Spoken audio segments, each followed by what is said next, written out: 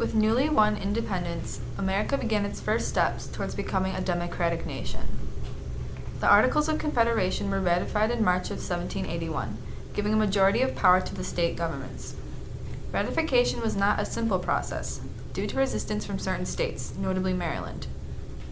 This style of government was created with the expectation that the country could thrive as states handled internal affairs. While this seemed like a good idea at first, it soon proved only to be a small step towards an effective democratic government. The Articles of Confederation lacked crucial authority necessary to keep the country running. First of all, Congress had no power to coin money. Each state developed their own currency, creating problems while crossing borders, specifically with the pricing of products and goods. None of the currencies were worth the same, and some states didn't accept other forms of currency. The government had no ability to tax. They could only borrow money. Because of this, there was no efficient way to fund federal projects, and no way for the government to improve the general welfare of the public. There was no executive branch, so there was no way to enforce the laws that the government would pass. No national court system meant that the rights of citizens were not protected. Citizens did not have the same rights to trial as they do in modern times.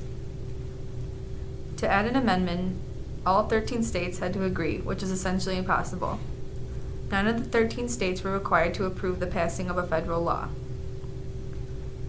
The failures of the Articles of Confederation led to a weak central government in a time when America desperately needed a strong core in order to grow. The government learned from these failures in order to draft the Constitution.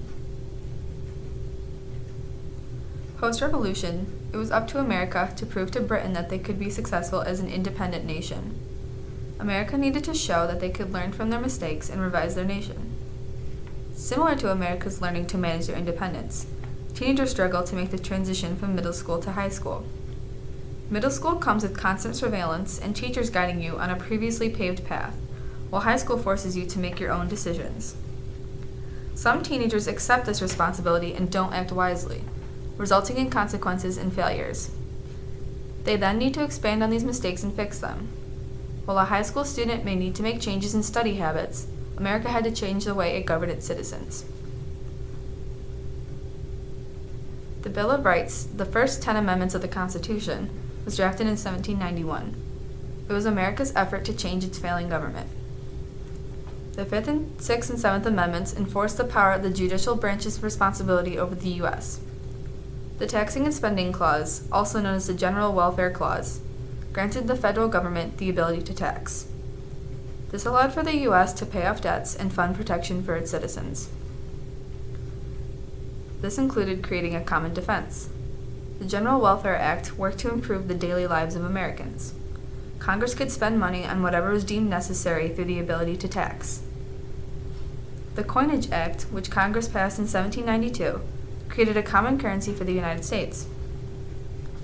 During its developmental era, the U.S. made many mistakes on how the country should be run. America realized these flaws and worked to improve. The Articles of Confederation were expected to be the start to a long and prosperous future.